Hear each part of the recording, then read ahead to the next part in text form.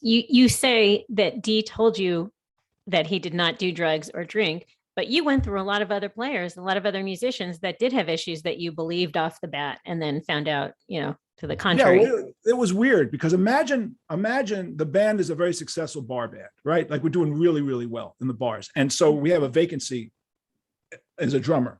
And the guy comes in and he's auditioning and we go, oh, by the way, just one more thing you should realize we don't approve of drugs and alcohol. One of two things happens at that audition. They either lie to you and say, well, I don't do drugs now because they really want the gig. Or they tell you, what are you crazy? What do you mean you don't do drugs and alcohol? What?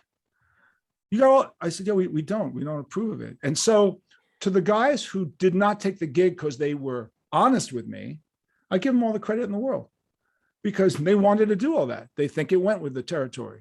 To the guys who bullshitted me and told me they didn't and then did, they got thrown out and set us back, another couple of months. So that's what was, that was interesting. The realization that they'll go, oh, sure, man. No, I don't do that shit. Next thing you know, they're doing heroin and methadone. I mean, one drummer, we're playing a show. Two very well-known disc jockeys come down to promote the show from a very big radio station.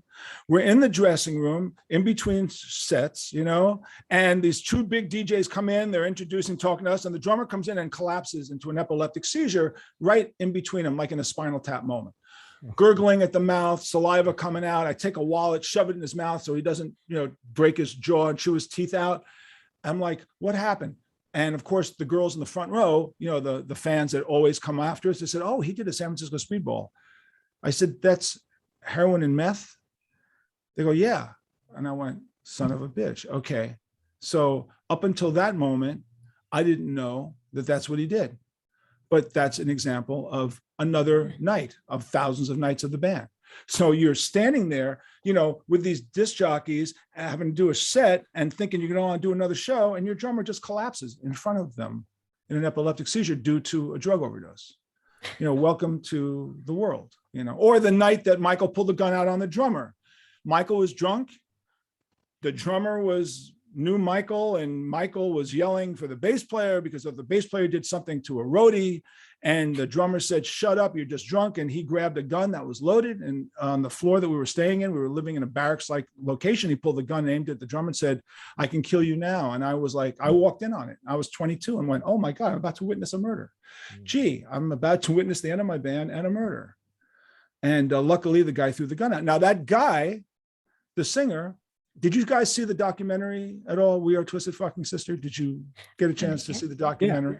Yeah. Okay. Go ahead, but tell the. Okay. So in the documentary, Michael, the singer, is not in the documentary. And yet he's the guy who thought of the name of the band. Why isn't he in the documentary? Because the alcoholic, sadly, got hit by a car coming out of a bar one day and suffered permanent brain damage and forgot everything. So we went out to interview him with the director. And I said to Michael, tell us the story of how you thought of the name of the band. I didn't take credit for it. Michael thought of the name. I give him credit. I said, Michael, tell us how you thought of the name. I don't remember. How do you not remember? You're not in the band anymore, true, but how do you not remember? He didn't remember the night he told us the name of the band, which I go into in the book. He went out to get drunk because we had a band argument. He's in a local bar. He calls the house. We're living in a house in Hohokus, New Jersey. I pick up the phone. Michael, I got a great name. Twisted Sister. I said, oh my God, that's like the best name. I run downstairs. Michael thought of this name. Now Michael comes back. I go, Michael, I think we're going to change the name. He goes, what? What name? I said, Twisted Sister. You called the house. You told me the name. So if I hadn't have picked up the phone, seriously, if a tree falls in the forest and nobody's there, does it make a sound? If no one picked up the phone that day, we wouldn't be Twisted Sister. We would have been another name. Like I came up with some really cutesy name, the Max Factor. I thought, oh, that was a really hip kind of Jewish play on words, like uber hip, Lower East Side kind of thing. The Max Factor. That's really great. They rejected that shit in like 2 seconds, But that, so what happens when you run into these kinds of issues over and over and over and over again? You develop a thick skin and a pretty good sense of humor.